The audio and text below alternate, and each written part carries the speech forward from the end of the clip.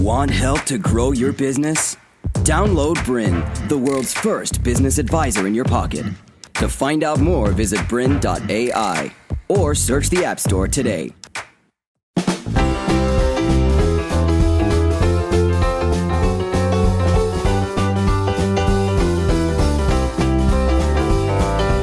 Hi, and welcome to Bananas About Marketing. Hey there, welcome.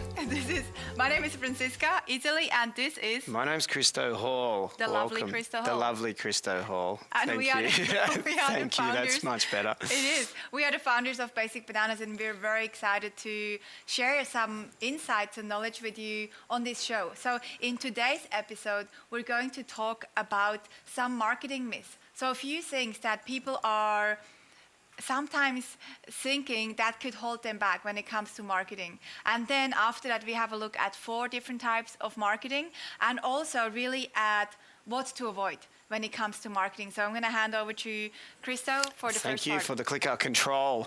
So when it comes to marketing, there's obviously there's some things that are going to cost you. Marketing can be really confusing, so this is why we're going to look at these myths, because it's no secret that some marketing is going to cost you over and over and over again. Some marketing is going to actually start to pay you back over and over and over again. But marketing is so confusing because it's absolutely everything you do.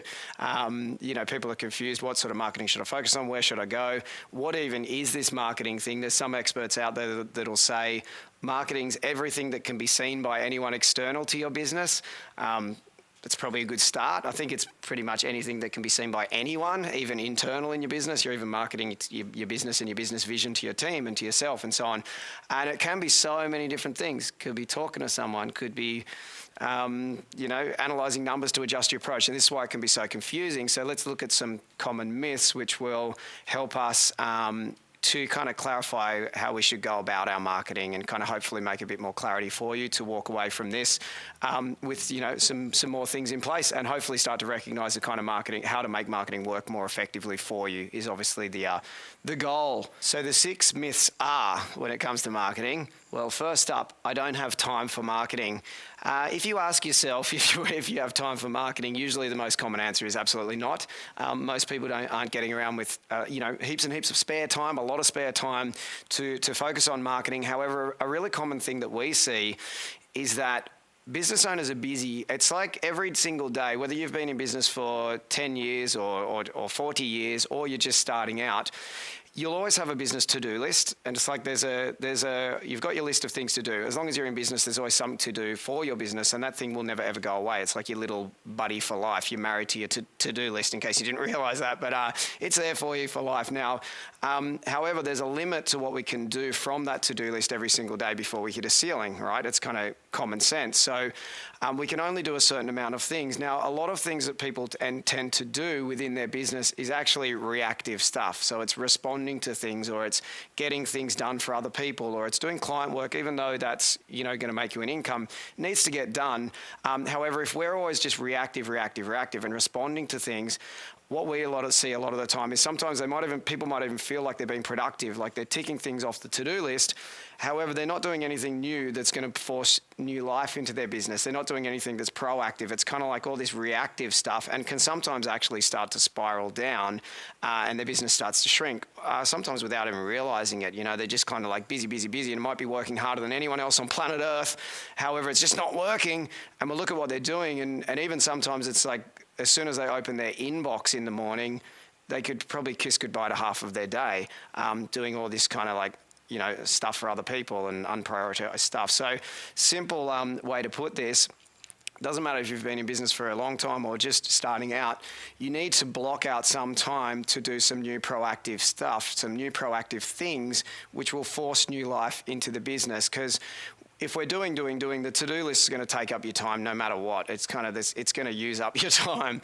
So even if I just said to you to be really practical, block out 1 hour in your week, every single week, where even if you don't know what you're going to do with the time, because often that's a little bit of a block for people as well. But if we just said, okay, look, let's just learn something new in 1 hour per week, and you start to apply that thing, it'd force some new thinking, it'd force some new ideas. And it's actually a really good idea to just what we do and what we do with our members at Basic Bananas is we just take the diary out and say, hey, just put it in there, and put it in there as a recurring event and hold yourself accountable to it. You can even maybe book it in with a team member if you have a team member and say, hey, every Friday between, say, 12 and 2 for 2 hours over lunch break, we're going to have lunch together and we're going to implement some of the marketing, work on some of the marketing. And of course, in this show, in Bananas About Marketing, we're going to share with you a lot of strategies that you can implement. So right now, if you think, oh, I don't actually know what to work on, it's coming. So just check out the other episodes and there will be lots of ideas for you that you can work on.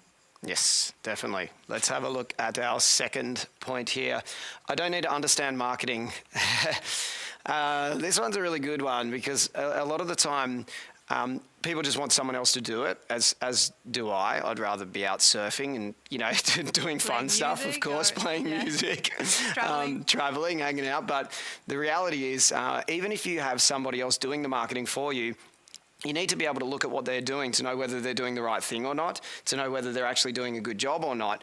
And even if you're outsourcing it entirely, you need to be able to look over it so that you can know whether you're actually even potentially getting ripped off. You might be paying somebody too much, but if you understand what they're doing, you'll know that they're doing the right thing. Or if you have team members doing it, you know whether they're doing the right thing. Because the reality is, as far as I'm concerned, is that no one's ever going to care as much about the perception in the market and the messages that you put out as you.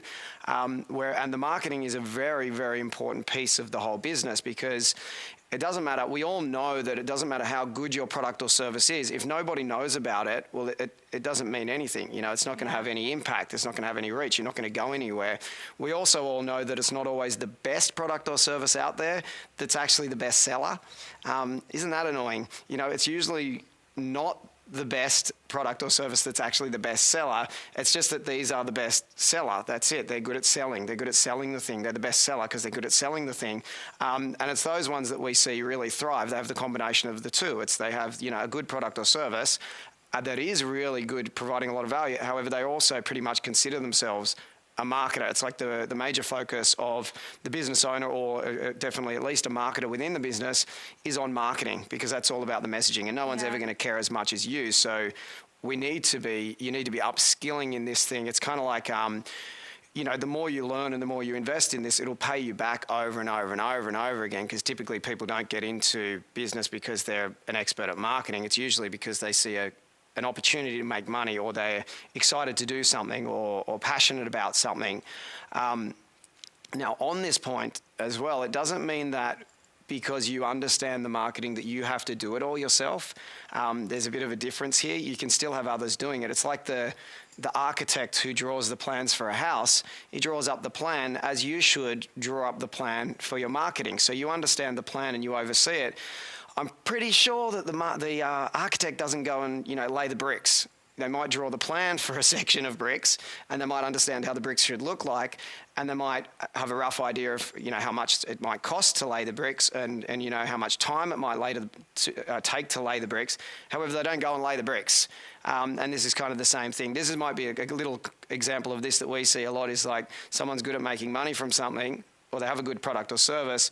However, they spend 4 months building their own website and they end up with something that they hate. That would be kind of like the architect laying their own bricks. And you know what? I just had a really great example. So 2 weeks ago, I was back in Switzerland where I grew up. And I walked through the city, and there was this one store. It was called My Muesli.